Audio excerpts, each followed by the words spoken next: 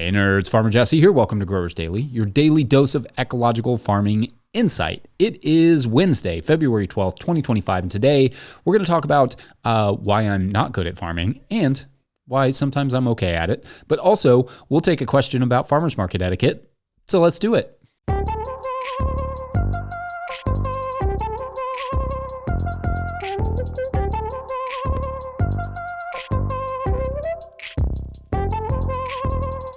All right, well, I didn't expect to be doing this for a second time this week, but before we really dive in today, I wanted to acknowledge the passing of a farmer some of you may know. Last week, Casey Piscura of Wild Mountain Seeds in Colorado passed away. I had the privilege of interviewing Casey in February of 2020 for the No-Till Market Garden podcast, and he was doing all sorts of interesting things with breeding different crops and high altitudes up there in the Rocky Mountains, sending our love to his friends and family and community. I will post that link in the show notes if you'd like to go back and have a listen. Rest in peace, friend. It's a tough loss. All right, well, welcome everyone to Wednesday. The snow came and went here, and now it's turning to slush, and then a warm day today. Maybe a little wintry mix tonight. It's a very jazzy little thing the weather's got going on this week. Anyway, today I want to focus on what I think I'm good at when it comes to farming and what I'm the opposite of good at when it comes to farming. But for a very specific reason. I think exploring what you are and are not good at helps to focus your attention and either identify where you need improvements or perhaps where you need others to fill in for you. In short, identifying what we are good at and what we are not as good at is a task that we should all do, especially in a business as dynamic as farming. So here's me doing that and then editorializing about each item because I have a daily show where I can do that. For better or worse. First, some farming things that I am somewhere between okay to good at. To start is the labor. I like the physical labor, and there's no shortage of labor in farming. I think most people can learn to enjoy the labor if given enough time, but there are very few jobs in farming that I don't enjoy, just on the physical side. I mean, sure, sometimes the weather is not the best, but like I've said before, probably in farming, you may have to work a few nasty days, but you will never have to miss another nice day again when you're a farmer. Of course, you learn pretty fast in owning a business that you cannot do all the labor. You have to manage and delegate some of it. And I think that part I'm also okay at, the whole managing and delegating thing.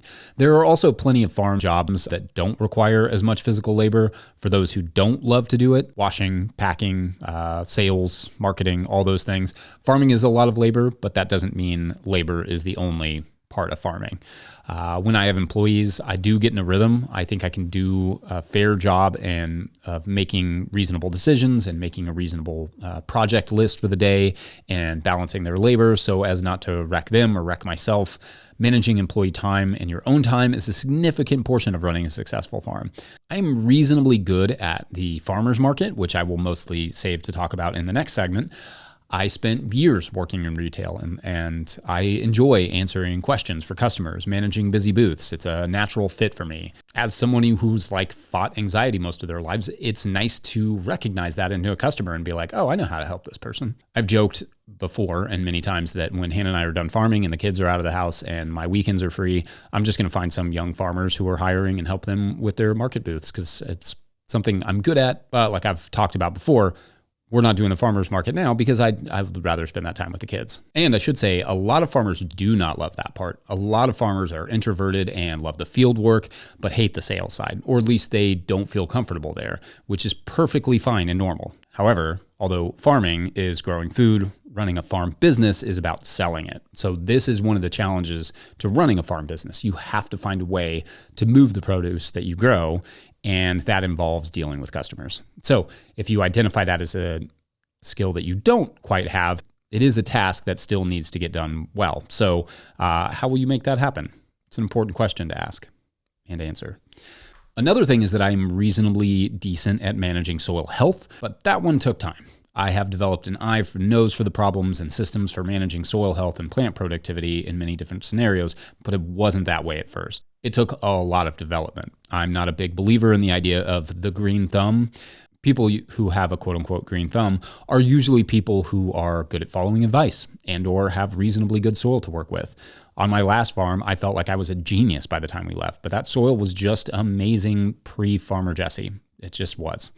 And then the new farm humbled me quite a bit. Humbled by Clay is probably a good working title for my memoir. But I've slowly figured it out. So in that way, some of the things that I'm good at are by virtue of having a lot of different farm experiences and a lot of curiosity. Though I'm not always the most efficient at choosing jobs, I'm relatively efficient at planting and working. You really have to be in this business because farms cover a large surface area.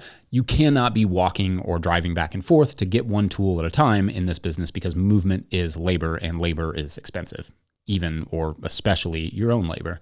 Last thing I'll say here, because maybe I'm running out of them while my list of things I'm not good at keeps growing.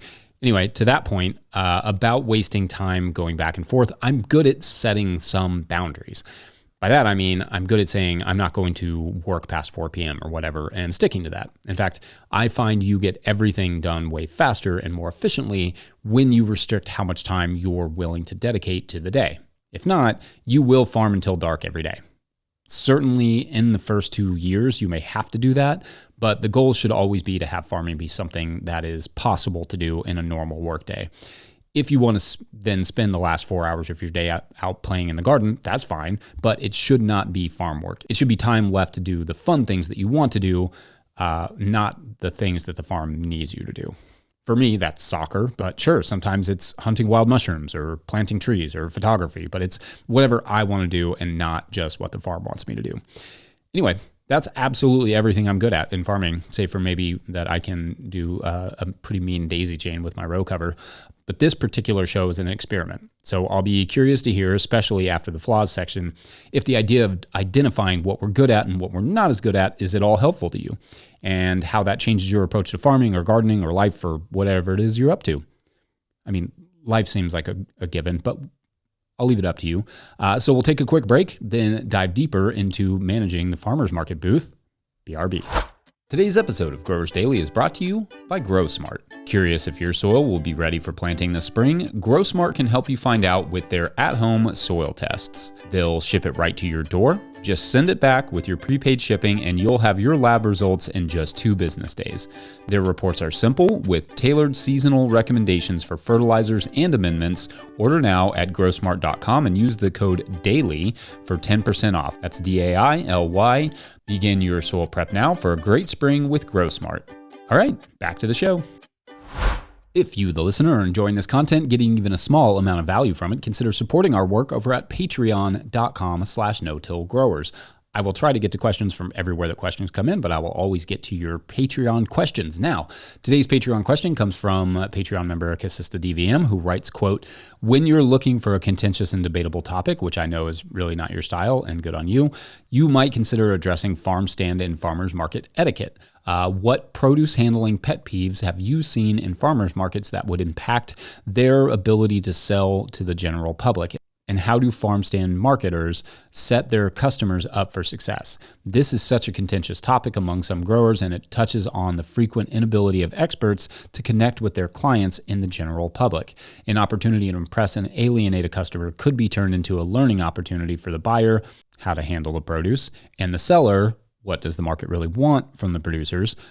As always, setting a helpful example can reduce barriers within the profession, end quote. Okay, so great question and commentary, and have no fear, this will not be the most contentious topic of the week now. So, however, I could see this getting contentious in situations where an established farmer who has been selling for years and has their routine is missing out on sales or alienating customers because of something they regularly do and doesn't want to hear about it or change, even though the markets change. Like customers and what their preferences are change all the time, and you kind of do have to keep an eye on that. To be clear, it's fine not to change. No one has to change, and some people find a niche and stick with it even if it doesn't necessarily lend itself to growth, or even if sales start to decline.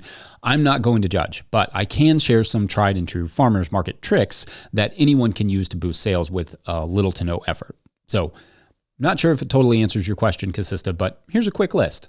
First, always stand at the farmer's market or hire someone who can stand if you are not able to.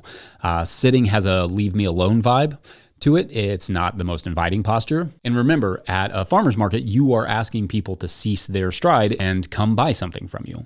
Being inviting is the key. To that point, I say good morning to every single person that walks by. especially if there are no customers in the booth. I will walk to the front of my booth and greet every passerby until a customer comes in. It's almost like a dam or something. Once like that little bit of water trickles through, the dam breaks and the customers flood in. But sometimes you have to get that first trickle going first. Display is also a big part of sales.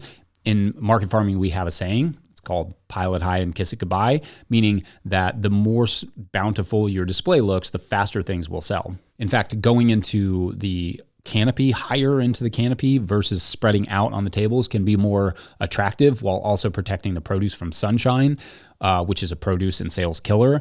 Indeed, I cannot tell you how often I see a display of produce that looks absolutely ragged from wind and heat and sunshine, with wilted greens and bags of lettuce baking in the sun like tiny little greenhouses. There is no customer who heads out to buy local produce and spend local produce prices that is like, I kind of hope it's half dead when I buy it. So bringing things in coolers with ice, regularly refreshing them, becomes a near constant chore on a hot day, but an essential one. We also missed regularly with clean, fresh water as somebody would in a grocery store. Emphasis on clean water. Don't use the same bottle you brought last week. Always bring fresh, cold water. When I do a farmer's market, I am busy from start to finish and only stop moving in the slow season. And even then, just barely stop moving. Lastly, come fresh. You can get away with it when you're young, but as you get older, harvesting until dark and then trying to be cheery on a Saturday morning is not a viable long-term recipe for success. For a Saturday market, for example, I recommend trying to get to that point that you harvest on Thursday and Friday morning and then either be done or have someone else finish the work on Friday afternoon. That way you're ready to go on Saturday. Anyway, those are some things that come to mind that I see farmers doing that ultimately sort of hurt their business, but there are also many different contexts and ways to do things. There are also different goals for each farm. So for some growers, if you're happy with your sales and what you're doing, then don't listen to me. But if you can glean something from what I just said, great. I certainly never stop learning myself. And in fact, feel free to put your pet peeves and strategies in the comments. Maybe I'll learn something there. Otherwise, when we come back, what I am not super great at as a farmer. Some of it. It's probably too big to really detail here. Be right back.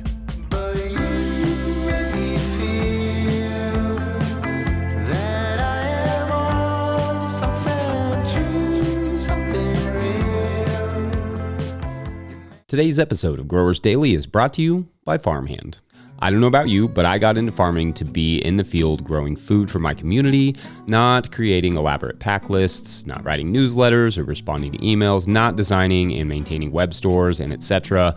And I especially don't enjoy doing those things after an already full and fulfilling day of growing food. Actually, if I spent less time on my phone and behind the computer, that would be great. If only there were a solution for that. Enter Farmhand. Farmhand is the only all-in-one virtual assistant built by and for farmers. With one single platform, Farmhand enables you to offload your administrative tasks, send and manage communications, and sell more to your customers. Farmhand saves growers an average of 6 hours of administrative load each week.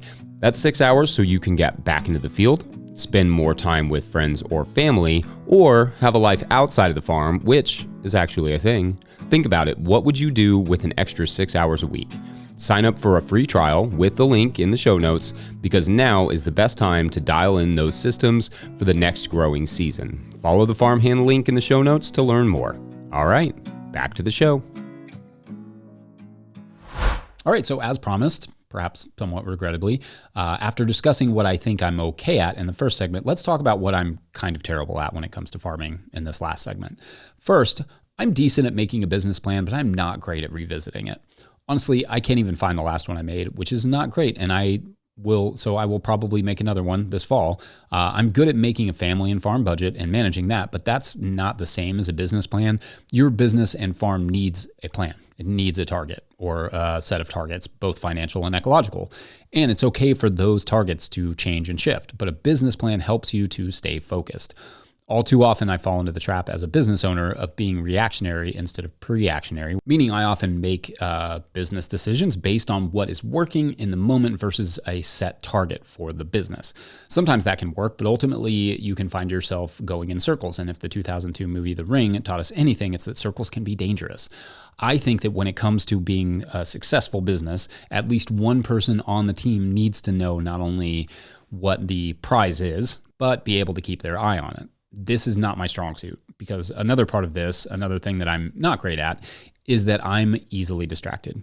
I have an idea and I want to try it right away, right then and there. I don't always take the time to set up good experiments, and I lack the discipline to keep track of my experiments in a more useful way. Moreover, I experiment way too much. I experiment on beds that I actually need to succeed. So not only am I getting no relevant data, but sometimes I'm losing crops to poorly designed experiments. It's a lose-lose. I've gotten better about that in recent years, but I can't promise I won't fail some of my experiments this year. I think some folks are better at planning these things into their garden plans, which brings us to another thing I'm not great at: garden planning and then sticking to the plan. Garden planning is a critical part of the success, and the plan I can make, and I actually do a pretty good job at it. But like the business plan, in the middle of the season, I often find myself just falling back on instinct. The long season crops get planned and executed fine, but the short season stuff often just gets started as needed, again, reactionarily, instead of following the set plan. It can bite you when you forget about a crop or run out of bed space for a crop you plan to have, causing log jams in the greenhouse or holes in the farmer's market booth. I mean, on the table, not literal holes in the booth. So you or someone you work with has to have that discipline, or they have to develop it, or you have to develop it. Naturally, all of this can be improved upon, right? Like, I used to be bad at managing our numbers, but I found a system that worked for me, and it's made a huge difference to just have a routine built around inputting the numbers. We also set financial goals for ourselves instead of just trying to make whatever we make. This helps us to cull the things that don't fit our plan. Last, though the business plan often gets forgotten about, the holistic goals are still something that we talk a lot about and think a lot about. I care a lot about being a good dad and good husband, still working on the being a good business owner thing, but those are things that I always have my sights set on. Anyway, sometimes I think it's important to at least helpful to identify what you're good at and what you're not great at, then look for people who can either fill those gaps and or you can develop those skills for yourself as best you can, but to be sure, you cannot be good at everything. In that episode I did talking about what is a farm actually, which I'll link in the show notes, I discussed how complicated farms are. The person who is good with numbers is not always the person who is good with customers. And the person who is good with customers is not always the person who is fastest in the field, and so on. Also, I'm terrible with machinery. I'm just putting that one in there. I have absolutely no mechanical savvy or instincts. That said, I do appreciate how easy our walk-behind tractor is to fix, because every once in a while when I have to replace a part or fix something like I do now, I can actually do it, and I get to feel like a genius. So shouts to that. What are your strengths or weaknesses when it comes to running a farm business? Is it even helpful for you to know that or think about it? Let me know. Otherwise, I'm going to wrap it up there. But before we go, I want to give one last shout out to the good folks over at Rimmel Greenhouses for making this possible. So whether you're growing tomatoes for market or flowers in the spring or vegetables for your family, growing in a high tunnel protected from the weather provides the right environment for a harvest you can count on. Rimmel Greenhouses are strong, durable, and easy to assemble. I put one together myself, and we just talked about I'm not great at anything like that.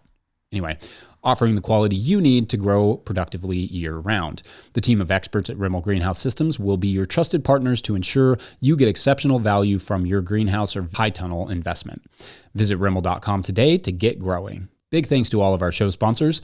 Big thanks to Willie Breeding for the theme music and the team at No-Till Growers. Also, shouts to Epidemic Sound for the background music you are hearing. Pick up a copy of the Living Soil Handbook by me or The Seed Farmer by Dan Brisebois over at no-tillgrowers.com to support our work. Big thank you to everyone over at patreon.com/no-tillgrowers, where at a certain level, or if you just bump up from one level to another, or you sign up in the month of February, you get a shout out on the show. So big shout outs today to just one new one today, Nancy Baker. Nancy Baker's a fun name to say. It's nice, and that's got a good bounce to it.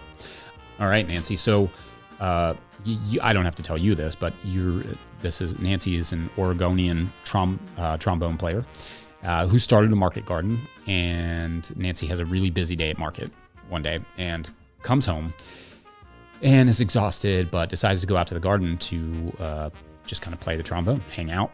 hang out with the vegetables, play some music on the garden, kind of wind down, right?